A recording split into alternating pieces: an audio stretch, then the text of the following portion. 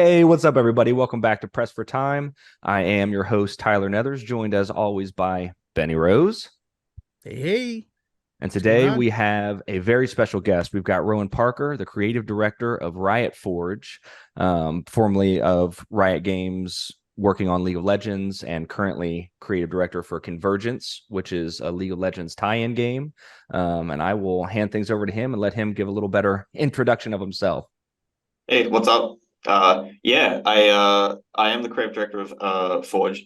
I'm also one of our game design directors at Riot. I've been at Riot a little over 9 years, getting close to 10 years. But importantly, I'm not the creative director of Convergence. Our studios and our partners are the ones that are the devs that work directly on the game. So Eric up in Montreal in Canada is our creative director for Convergence, and he did a damn good job too. Yeah. I love it. Yeah, I love the art style. I'm a sucker for Metroidvania, so that's all. Oh That's God. all I needed to see. Well, in the old school way, I don't like that everybody makes them now, but when you find one So, that kind of so catches Benny, your eye, I have my top 10 list of Metroidvanias. I have played literally every Metroidvania in existence. So number one is Castlevania Symphony of the Night. Number two is Castlevania Symphony of the Night. Number three is Hollow Knight. No. There's no typos, Tyler. The list is accurate. I like it. It's been scientifically verified. Super Yes. Metroid's not up there. Yeah. No Super Sorry. Metroid. No Super Metroid. Oh no, it is. Yeah, Super Metroid's in there. Like it's in the top 10, but I don't know. But like, okay, so Benny, you played a lot of Metroidvanias. What's your opinion? Because I feel like there's range combat and melee combat in Metroidvanias. And I think over time it's kind of shown that melee combat might be more compelling as a core loop than ranged combat. Because I feel like a 100%. lot of the most successful Metroidvanias of the last like 10, 20 years are usually a sword or melee combat as the base like combat style, Right. as opposed to arranged combat. I don't know how you feel. I agree. I like having the variety. I definitely like, going back to Symphony of the Oh Night, yeah, perfect example, having all of these weapons at Alucard's, disposal and deciding if you want to go with, something that has more range or not, especially like the Heavenly Blade, which is a big thing that, I always strided to find, but I prefer swords. It's all about the swords, the dodging, the exploration, the revisiting of areas that you thought that you combed through and you didn't. I know that the goal from what I see is, we always want to add something new so it doesn't seem like we're just, right. taking a tired formula and just redoing. But at the Something new same like time, rewinding time. Rewinding time is good, but no, the thing you're touching on of like I think in particular enemy design. A lot of the canvas you have for enemy design with melee combat, I think just there's a bit more green pasture there for ways you can do interesting, engage or interesting weak points in enemies. Not just shooting an enemy from distance and having shield types, but get behind the enemy, parry the enemy, react to different stuff. Like I feel like that's just naturally played out, and we've seen a lot more melee style Metroidvanias. Not that you can't do like a Metroid Dread, which is spectacular. Like Metroid Yeah. Dread is awesome, but on average, I feel like I see more melee style Metroidvanias. But yeah, I mean, I think that that's where they feel it's the inspiration seems to most commonly go back to Castlevania, I would say, and not just from the sense of the Symphony of the Night, formula of the way the map yeah, is designed, but more so of just how perfect that game is. It's such an old game in sense of like when you realize how many years has passed since it's released, and yeah. it hasn't lost a beat. You could pick it up any day, play it on any platform, with the exception of PSP. We won't go there. But I actually have it on PSP. I have the Dracula X because it has Rondo of Blood and Symphony of the right. Night on PSP, and I used to play it anytime I was on the train, like going to and from work, because it was a great game that I could pick up and put down and just pause it. And did Right. did you play Bloodstained, Itagaki-san's next game? I did, and I helped crowdfund it as well. It's probably Nice. my probably my biggest fund that I've ever put in. I think I put like 150 in there. Yeah. I was a sucker And for it. It was I really mean, Hollow cool. I mean, Knight's obviously Hollow Knight's up there. Guacamelee is great if you've played love like Guacamelee. I yeah, haven't played that Guacamelee is good one.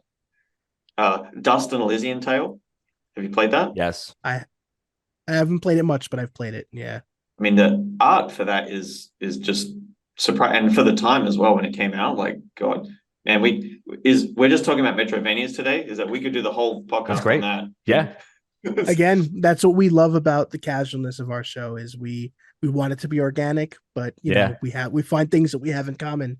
And it seems to be that's one of the things that we'll always go back to, some form of Metroidvania, Castlevania love.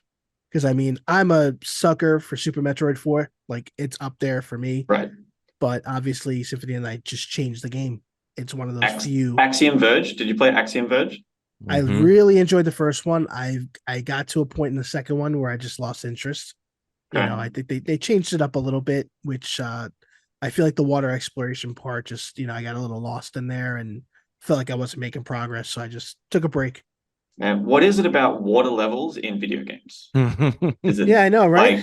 I mean, pick one, but Water Temple for Zelda. Even the most recent one, like Tears of the Did Kingdom. Come on. Like did you really. play like the NES Ninja Turtle, like Teenage Mutant Ninja Turtles game? The water level in that? Yeah, I don't like to talk about that level. The dam level, right? With the dam, and you have to put the bombs on the the dam. bombs out. The Or the music haunts my dreams. any water level in a Sonic game, like an OG Sonic game, the stress inducing sound of like get that music. oh my God, that sound is panic inducing. Yeah.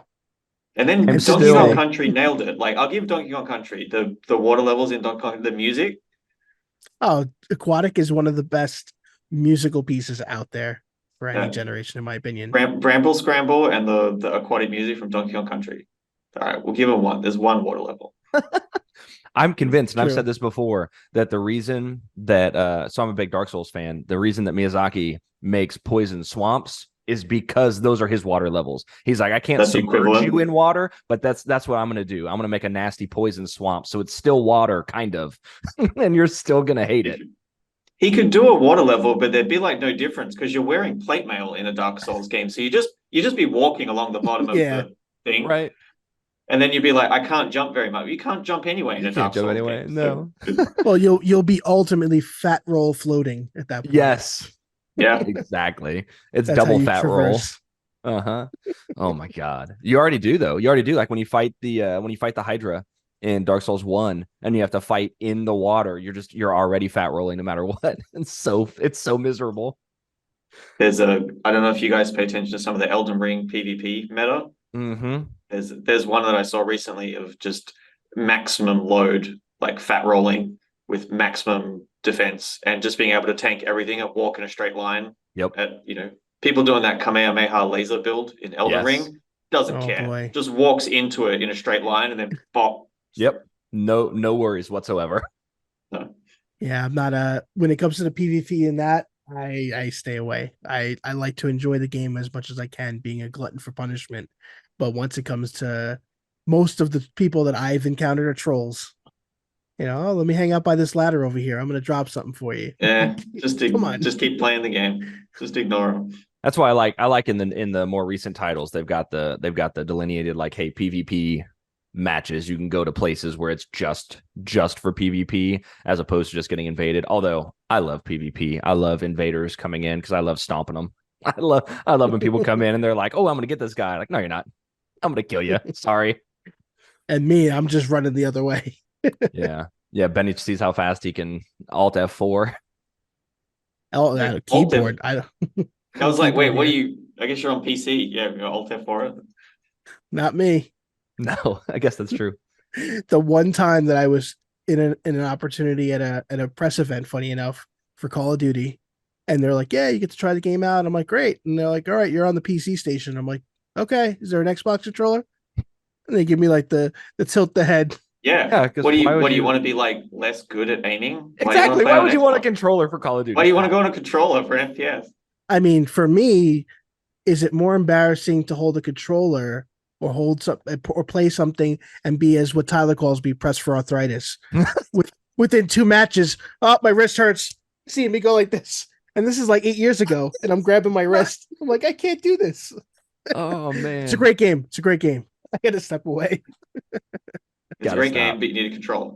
Yeah. I cannot. It's just aim I just with a grew can't I either. just grew up. I just can't grew do up. it. I don't know how you do it, man. Mm-mm. Like Benny, if you're out there popping people with a controller, well, I mean, I know how you do it. It's auto aim, but it's I know literally how you do it with control. But no, I mean, yeah, it's got to be a mouse and keyboard for FPS games. I'm the same PC Master way. Race, got to be. Yep. When I was so One like in day high I'll school and adapt. stuff, playing Call of Duty on the 360, I would kind of compensate. I'd turn the sensitivity up to 10 so I could still kind of play with a controller, and I was pretty good. But as soon as I was old enough to play on PC, it was like, yeah, no, I can't go back. Your target acquisition time and accuracy is just superior. Yeah. Although my best friend, we play Call of Duty together all the time, and he is like world class Call of Duty player, and he only plays with controller. He turns aim assist off. He just plays with a controller, like it's keyboard and mouse, and he will wipe the floor with me every day of the week and anybody else on a keyboard and mouse. He's dropping 100 kills a game, and I'm sitting there with like 23. Like, So dude, correct me if I'm wrong. Maybe your audience might correct me if I'm wrong. There was a version of, was it Halo 2, I want to say, which had crossplay? Or was it like a more recent one where they were mixing the matchmaking pool The for PC console? and Xbox. well, they do Yeah, for PC now. and Xbox. They do now And with like then the modern ones, but I don't know about like an older one. I thought there was an older one, and maybe it wasn't Halo, maybe it was one of the other FPSs, but I thought they were like mixing it for a bit, and then they had to switch it off because the console players were getting dumped by the PC players. Well, I know that was happening with Fortnite for a while. Yeah. 100%. Well, it still Yeah. happens today. People will try Yeah, to turn off yeah. crossplay if they're on console because they don't want to play Yeah. with people on PC. And I mean, that's on average, right? Like statistically, on average, the average player, Tyler, your example, you got a friend who's world class. Obviously, they're still going to hold up, but like on Right. average, yeah, if you take random sample of 10,000 players, whatever, it's, PC is probably going to beat out console for FPS. Yeah. Yeah, and just the Agreed. controls even. It's not even because there's a lot of people now you can see, like, I don't know if you've played the most recent Call of Duty, but you can see in the lobby, like, hey, this person's playing on Steam, but they're playing with a controller. Or this person's playing on PlayStation and they're using keyboard and mouse because you can hook up keyboard and mouse to your console now. So it'll actually show you what their input is and what their platform is. But yeah, I think if you take two players of the exact same skill level, give one a keyboard and mouse, give one a controller, the one on keyboard and mouse is going to win, I would say 7 out of 10 gunfights with the other person. I mean, to Benny's point, the comfort matters, right? Like if you're comfortable on a controller, then you probably don't care. You just want to play the game and have fun. Right. So. Well, I think for me, it's like growing up with it is a big part of it. Like I've never really had a gaming PC to this day. Like what I have now is okay. Like Tyler, he'll always be like, "Oh, you want to play this game on the PC?" I'm like, it'll probably catch fire." Yeah. So I don't, I'll get an Alienware that's open box that's like already 6 years old from Best Buy just because it's a great deal.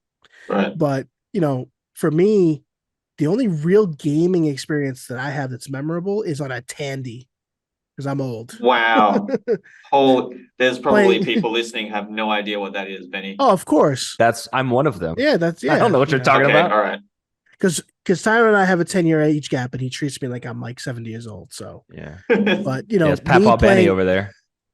Literally having floppy disks, 4 disks for Alone in the Dark.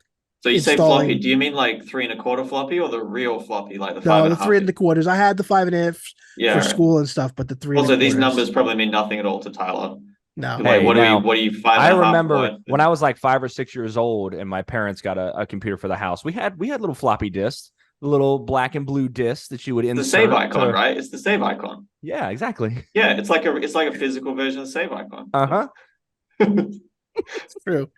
But yeah, I mean, for me, that was really playing Alone in the Dark when it first came out. My first horror experience, one of my favorite experiences. But as I've gotten older, I've played a couple of games. Like for me, the biggest achievement in PC was picking up Crysis 2 and having a computer that could tolerate it. Because I'm sure we all remember those days that you needed that was an amazing benchmark. PC. That was. Can it run Crysis? Yeah, Can It Run Crysis was the meme before memes were even exactly. Yeah, true. So that was a nice accomplishment. I was around for good Crysis. I participated. Did you? Just a little bit.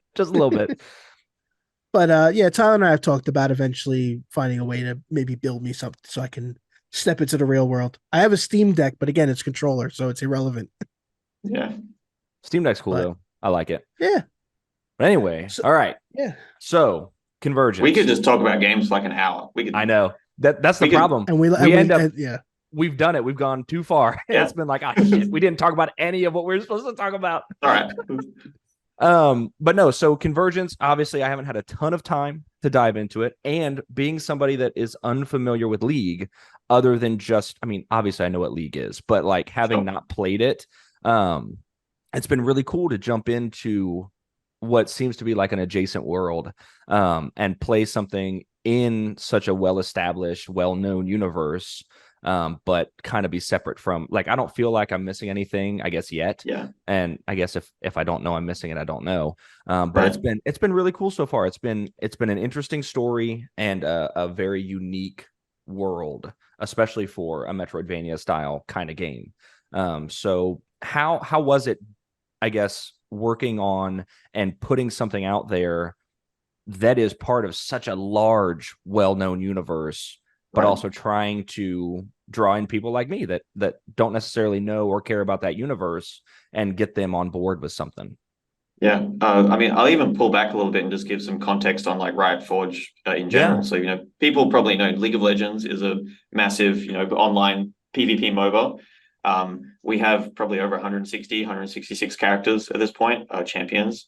But what people might not know is that there's actually a pretty rich world and story behind a lot of those champions in the world. And back in 2018, I co-founded the third-party publisher, Riot Forge, where our mission is we work with indie studios or external studios to make games like Convergence in the world of League of Legends with the characters. We do things that we can't do in the big online PvP game.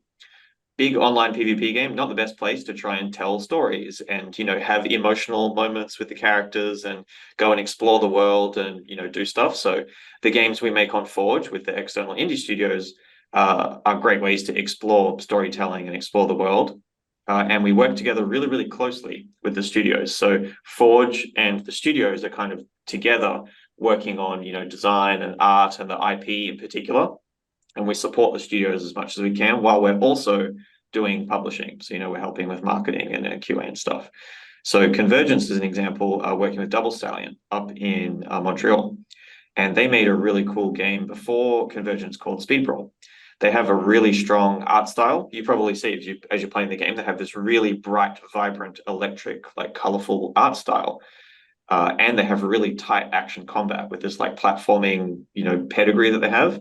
So that idea of like, what if they were able to build something in our world when we approached them?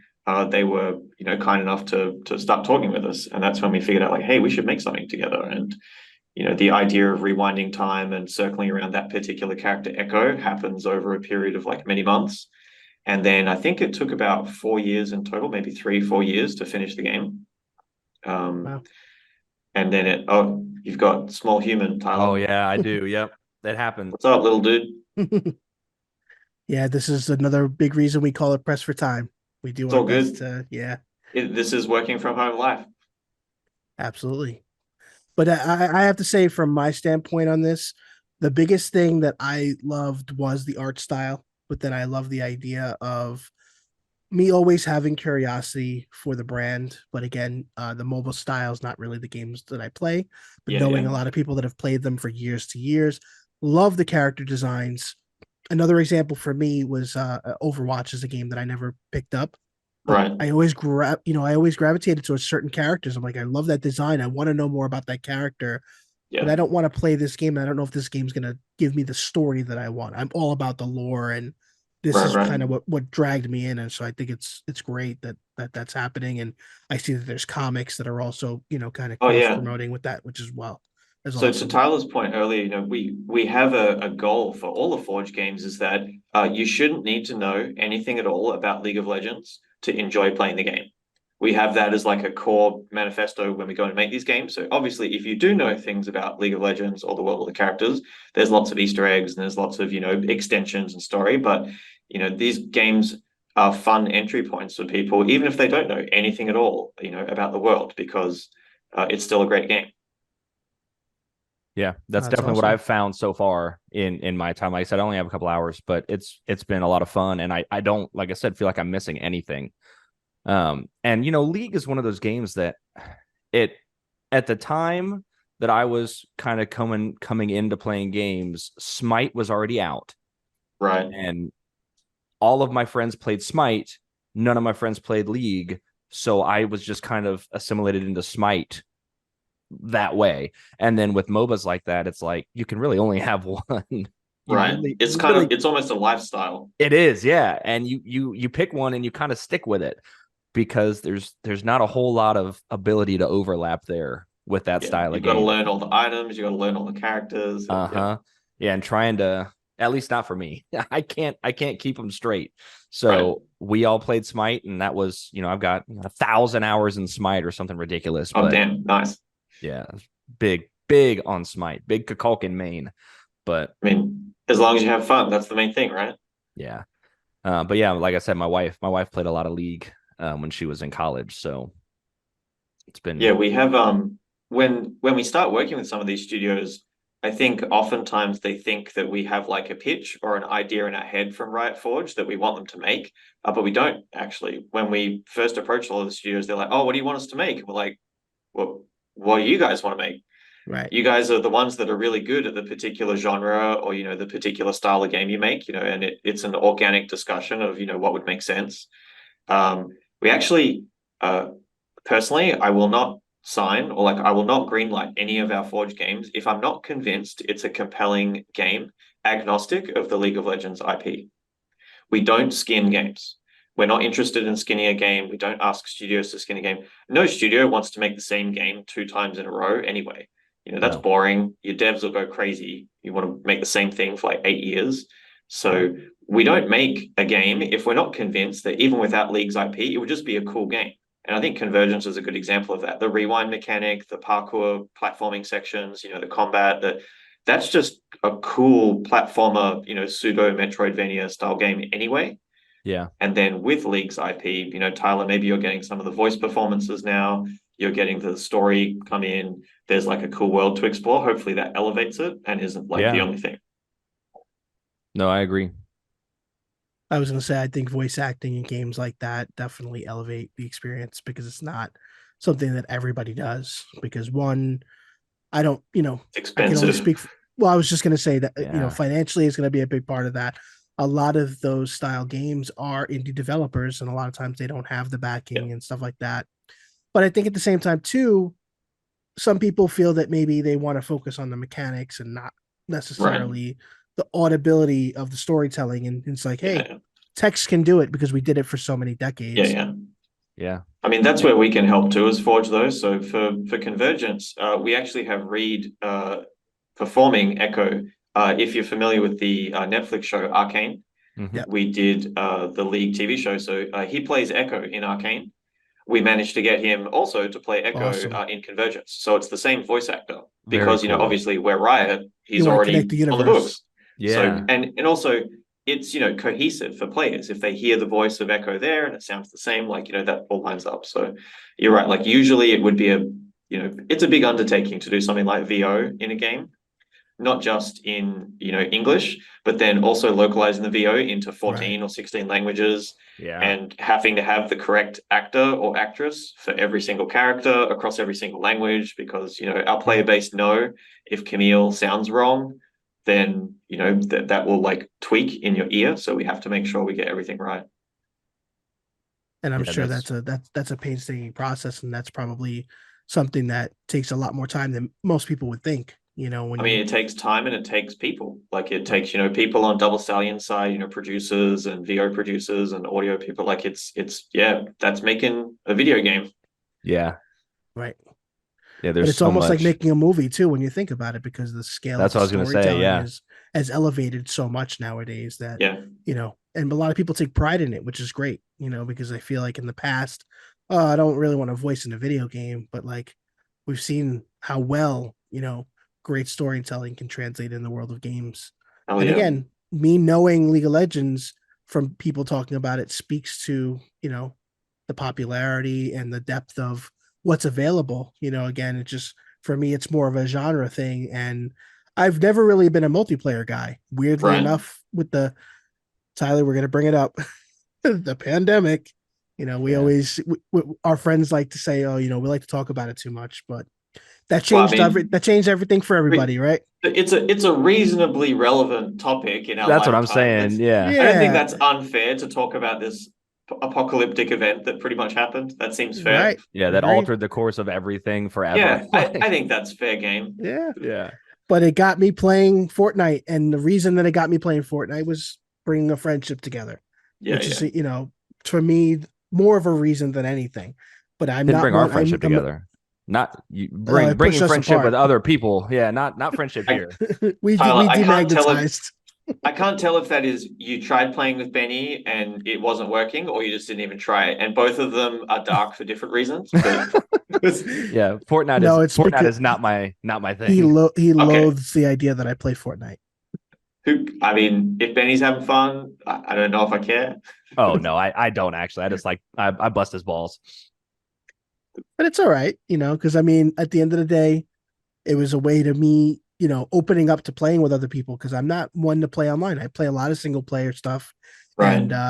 and my last really great experience was Left 4 Dead, which we haven't had a Left 4 Dead in a long time, as we know. We've had plenty of attempts, I would Yep. say, I mean, but you're describing, I mean, I think, I might be moving to that because I used to play a lot more online stuff, super hardcore, but like I kind of am the player now that I think a lot of Forge games are for, where, maybe you know of the characters of League or you've heard of the characters of League of Legends, but you don't want to go and play like a super hardcore online MOBA. That's fine. We have, a platforming Metroidvania, or we have like isometric hack and slash, or we have JRPG with Ruin King. Like we have, a variety of games now in the portfolio with this, like, in a variety of genres, and they all have a pause button. So Right. when which is stuff great like what just happened with Tyler, like, if your kid every comes in the day. room, you Every can't hit show. pause on a game of Fortnite or a game of League, but you can hit pause on something like Convergence. So it it's yeah, the thing that I think will live on is it's not the particular game as much as it's the characters. Like those characters could live on for decades to come. Yeah. So telling stories with the world and the characters is really what we're passionate about. I know you nailed it. I mean, that's our whole shtick. That's why our show is pressed for time. Like I have 3 kids. Benny has a son. Like Right. we both have. This is not our job. This is just something that we do because we really like doing it. So we're constantly trying to figure out what can we fit in with our very limited hours of the day. What can we reasonably play and accomplish? What can we reasonably do Yeah. without burning ourselves out? And that's the other big part is some of these games are, again, like I said, I have like 1,000 hours in Smite, and I'm still not great. Like there's still so much. There's so much. I could be so much better. There's so much to learn. Yeah. So, do I have when a new game comes out? It's like, do I have the time to invest in something like this, or am I not going to be able to do it? And I have to choose something else. So I it's mean, nice that's to have part those of, options. yeah, I mean, we want to be there for players that, even our own players, like people that are playing League or playing Valorant or playing, or, any of Riot's games. We know that our players, they play other stuff in between those games anyway. Even when I'm Exactly. like a hardcore, like if I'm playing like FF14 or League or something like hardcore, I don't just play that. I still go and play, indie stuff or like other games on the side. So, Yeah. players being able to jump in and explore more about the world that they were playing anyway, feels like a win. Yeah, especially in a different way. I really like not necessarily a sequel or even a spin-off, but a completely different style of game set in the same universe where it's like a breath of fresh air. It's like, yes, I recognize these characters. Yes, I recognize this story, but it's a Yeah. completely different video game. Like this is a whole new experience. So it really gives it another level almost, it feels like. Yeah, I mean, so you're a couple of hours in by the sounds of it, Tyler. So the city that we're in is a city called Zorn. Mm-hmm. That's a city which was featured in the Arcane TV show as well, alongside Okay. Piltover.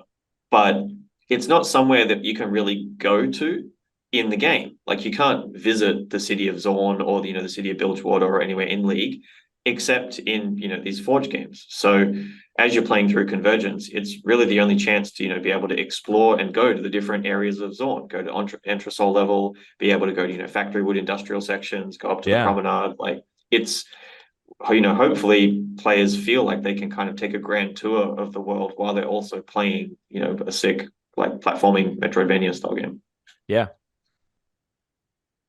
And a perfect example of the appreciation I have for the world of League of Legends is a game that I play, Fortnite, even collaborated, and having Jinx and V in the game like that. Like for Yeah, me, yeah. that's a way that I'm like, those are cool ass characters.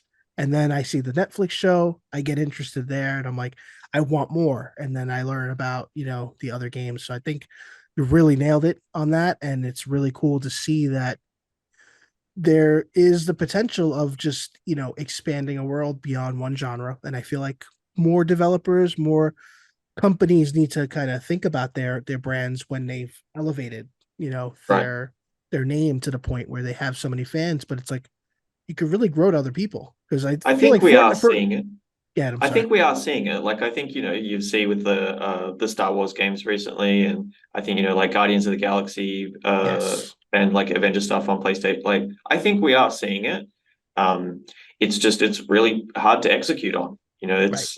It's really hard to execute on IPs in different mediums and in different formats, let alone games. Yeah. Something that I hold the philosophy of Forge is I would rather we have less games, but they're all bangers. Yeah. Like Makes Absolutely. sense. I would rather that, rather than we go wide and, shoot like a shotgun approach and have, a heap of games, but maybe they're like varying in quality. I would rather we have like a small bespoke artisan, handcrafted library of games. But when you see, Riot Forge as a publisher brand, you're like, oh, okay, we know it's going to be a high quality game. Just, Yeah. at least as an approach.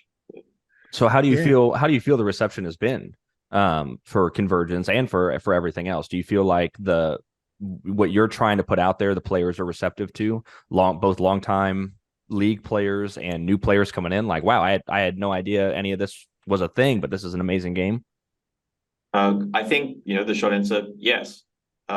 We've gotten a humbling response, honestly, on most of the Forge games so far. All of our games are like sitting at eights and nines. I think Convergence like 81 or 83 or something at the moment. It's, the hardcore fans, I think, see the due diligence that Forge does on the characters and the world, and we pay a lot of respect and homage to the representation of the characters, and then elevate them and take them beyond where they are, so that they're not just stuck in time. But it's a tricky balance because we've got to do that to satisfy hardcore fans that know about these characters, but we've also got to make it approachable, and like someone like yourself who doesn't know anything about Echo can still come in and enjoy the game. So it's a tricky balance. I think it's been going well so far. Players and league fans in particular seem to be responding really strongly to the Good. creative and to the execution of our IP. So I think we just need to keep holding ourselves to a really high bar of IP execution in the Forge games. Yeah. I would say, especially for me, Echo is a very compelling protagonist. And like you said, with no knowledge of Echo as a character prior to playing Convergence, it's a compelling protagonist. I'm interested in seeing where that story goes and what ends up happening as just a casual player who's picking it up for the first time. So Yeah, I that mean that we does can speak volumes to the narratives and everything else that you guys have been able to put in there.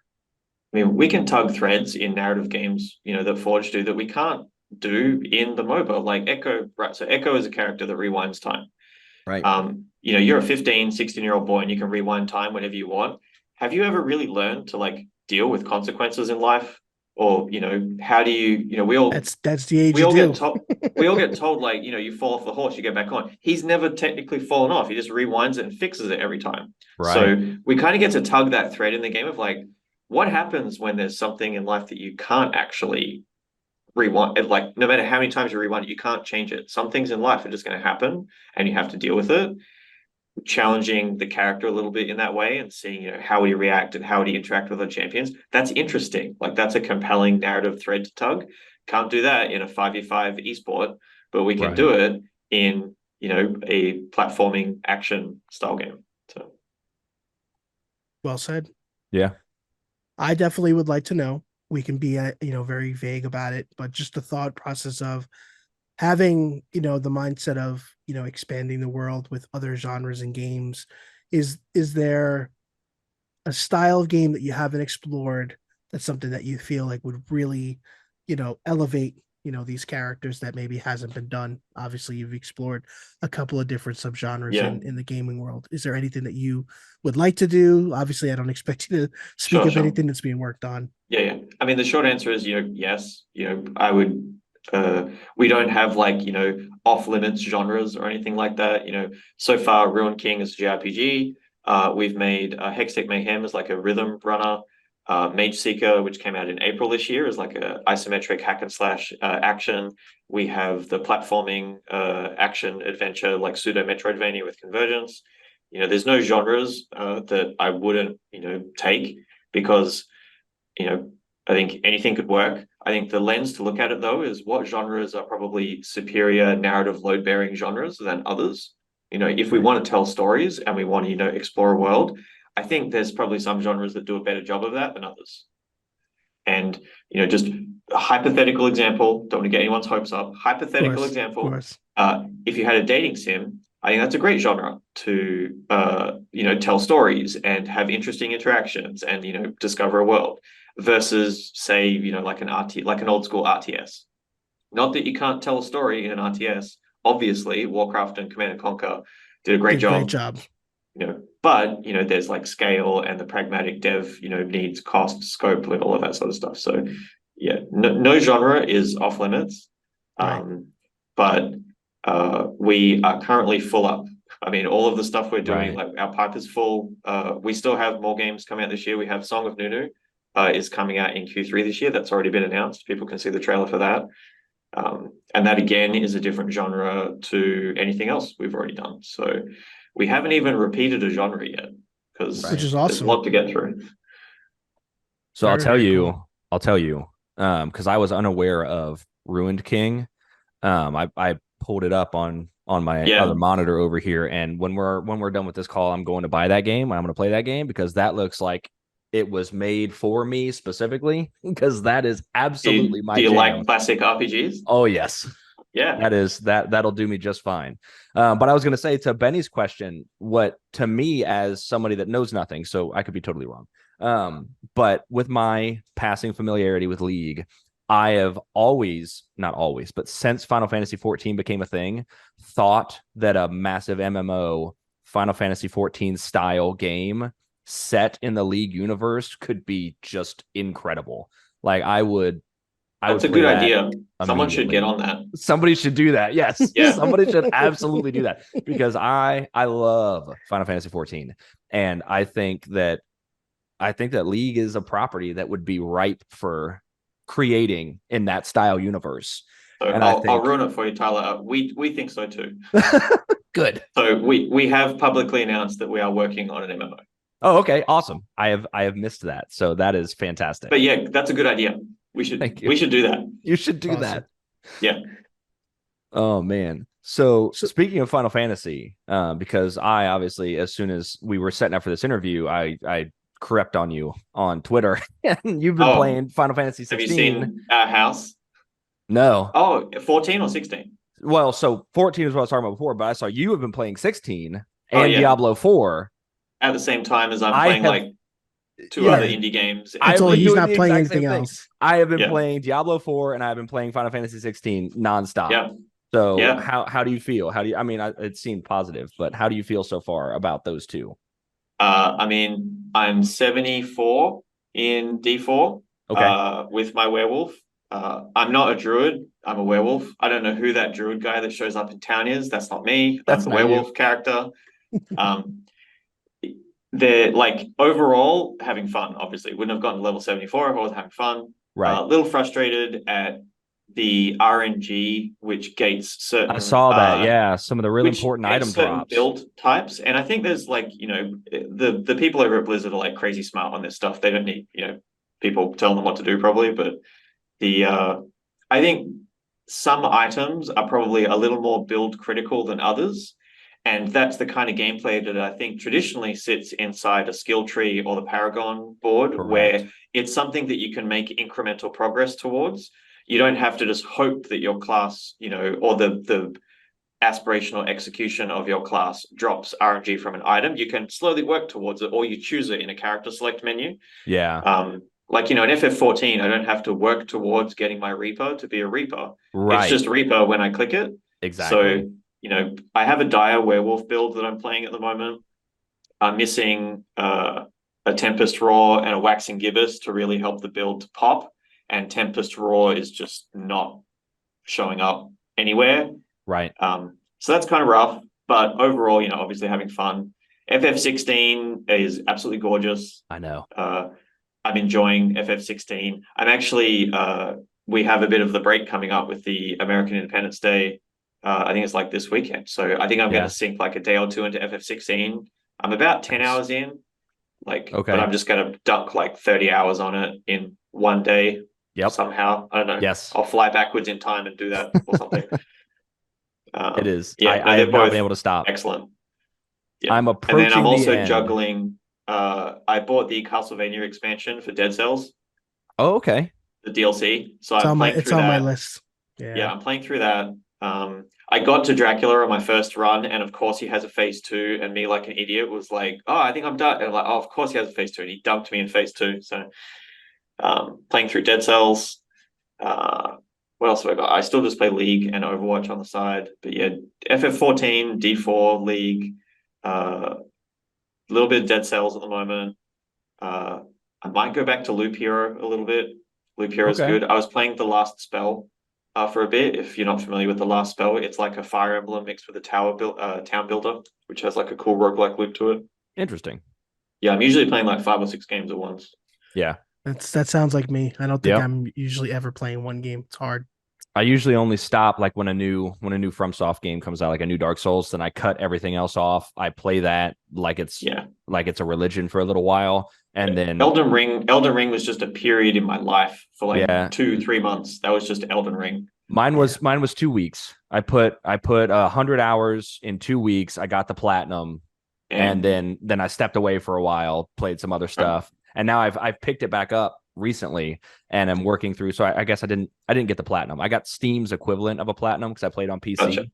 Yep. Then I just recently bought it on PS5, and I was like, okay, I'll get a platinum again. I'll get the real platinum on PS5. So I'm playing through again for a second, 100%. But I stopped for Diablo and Final Fantasy, and I had taken a break from Final Fantasy 14 because I go in waves with that kind of stuff. Like, I'll play a lot for a long time, and then kind of take a little bit of a break, and then come back, and all my clanmates are still there. So it's like, kind of dive right back in.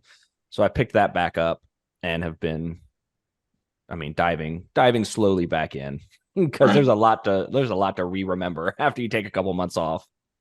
What are you rolling, Benny? What are you playing at the moment? Playing a lot of Zelda. Yeah. Which Tyler and I picked it up. We both fell in love with that last trailer, and then he stopped. So I've got it there. Like I've done one of I did the Sky Temple. So like the jumping puzzle to get up there is cool. Yep. And I enjoy doing the Sky Temple, but it just keeps losing out to other games in priority. Like when I finish my day and I have the choice, I'm getting pulled towards like a Diablo or an FF16 instead of Zelda. And I will get to it at some point. Exactly. But at the moment it's just losing out to those other games. We are in 100% the same boat. I have only done the Sky Temple. I enjoyed getting up there and doing that. I thought the boss was fantastic. That was a very, very well done boss. Cool design. But it's the exact same. I don't dislike it, but it's not beating out any of the other games for my time, except for when I'm on the plane. Like when I fly, you got to switch. I take my Switch. Perfect. I'll play Zelda. Or if it's like, hey, I can't use the TV right now. My wife's watching something. I don't want to go out and mess with my PC. I'll sit and play in my bed on my handheld. But short of that, if I'm sitting down to actually play a game, it's Diablo. It's Final Fantasy. It's something else. Yeah. I'm loving it. My thing is I have 2 docks. I have one in my living room, one in my office.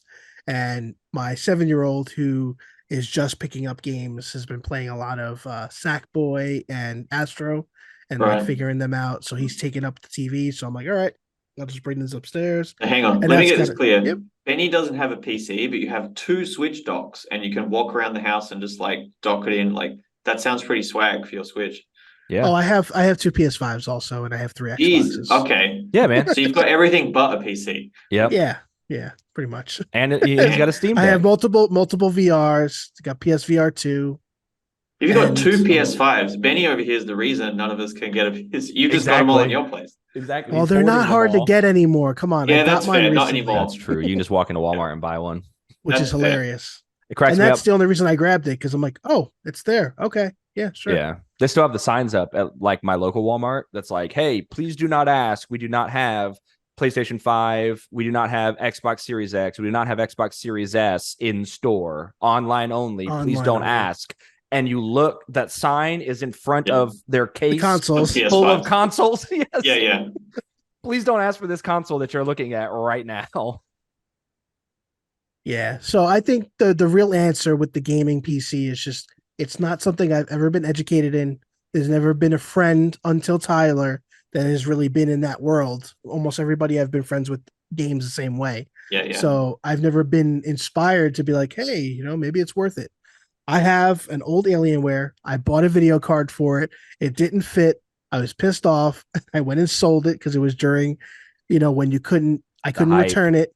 Yeah. And I sold it for double the price. And I'm like, damn. But then I couldn't even buy a PC with one built in. So I just I'm like, because all the video cards are gone. I mean, what's the saying? It's not what you play, who you play with. Yeah. So I mean, who cares if you do or don't have one? Like you say, you're playing with your friends on console. That's where your friends are. So yeah, you're just hanging out with your friends playing games. Yeah, I'm the same way. I only moved to PC because my core group of friends that I game with all moved to PC. They were like, "Hey, we're gonna get into PC gaming. We're gonna get into PC building." So I was like, "All right, I guess I'm gonna do the same thing." And here I am. No, that makes sense. But I mean, the one thing I've always wanted to do PC for is there was always so many horror games that don't make it to console, but that's been changing lately. A lot of stuff has been migrating over. So it's giving me, it's not pulling me the way it used to. Plus, I can grab my Steam Deck and play them. It's granted it's not the same experience, but eventually, like Tyler and I said, we'll get to that point where I'll evolve and I'll be caught up with times on the PC side. There's some games that are just great on the Steam Deck though, like Slay the Spire on the Steam Deck is great. Like you don't really need to sit at a PC to play that. No. Right. Well, I also have it docked to the TV, so that's the other pretending aspect. Hooked up with an Xbox controller. Yeah. Pure laziness. Yes. That's all right though. It's okay. Once we get you a PC, we'll get you into Call of Duty too. Like that's the next step, and that's really why I hate on his Fortnite playing, because he won't play Call of Duty with me. So if I can get him playing Call of Duty, then maybe our Fortnite. I don't know if there's going to be enough medicine to handle the arthritis though. No, because you can play with your controller. Like I said, half of my group plays with a controller. You're fine. Oh, okay, fair enough. Yeah, I won't give you. As long as I don't have to adapt. Just plug it in. You'll be good. Yeah, it's great. I'll have to put it up here just to like hope for the best. No, you can use your little pillow. Nothing wrong with my Valari pillow. Okay. Nothing wrong with the pillow. Cool. All right. So I don't want to. We're pushing an hour, and we try to always keep it under an hour and be respectful of everybody's time. Is there anything else that you want to get out there? Anything else you want to add? While we've got you here. I mean, I can't speak highly enough of the games we put out before, but in particular this year, the Mage Seeker came out in April. Convergence just came out in May. They're on Steam and consoles. And if you're up for 10, 12-hour experience of some cool action gameplay, great storytelling, beautiful art, just good games to go and try out. I couldn't recommend them highly enough. Yep, and we will have links. We'll make sure to link them. We'll have links to Steam pages. We'll have links to the website and everything else that we can possibly link in our descriptions on YouTube. And then we do put links on Spotify, but it's kind of hard to follow the links because people are listening in the app and all that. But they are there. It will be out, and we'll make sure and do tagging on Twitter and stuff like that as well. And you don't need to know anything at all about League of Legends to enjoy them. Exactly, and I can speak to that firsthand. And we are going to I'm going to be writing up the review for Convergence for Gaming Age. And then I'll have links to both that and other games and stuff like that in the written article as well. So. Well, we appreciate your time, the opportunity to chat with you today. No, we I feel like we have a lot could in just common. Keep going for another hour, but I think we've all probably got stuff to do. But yep, that's always the problem. But yeah, no, this has been fantastic. It's been a good conversation. Yeah, we should definitely link up again. We play a lot of the same stuff. I know I'm kind of the minority in the world of Zelda, but eventually I'll be in the Final Fantasy world, and Tyler's trying to get me to try Diablo. I don't know. We'll have to see. Wait till season 1 starts. Yeah. Hop in, Yeah. be a necromancer, kill everything, have a good day. Sounds Pretty good. easy. All right. Well, thank you so much. It's been fantastic chatting with you today. No, you're right. It was good to meet you guys too. Yep. You too. Have a good Everybody, rest of the day. have a great day. Thank you, everybody. Have a great day. Thank Bye, you. everyone. Take Thank care and have you. fun. And let me know if you need anything for either the article or for the broadcast. Really looking forward to hearing it. Sounds good. It'll be up Sounds on good. Monday.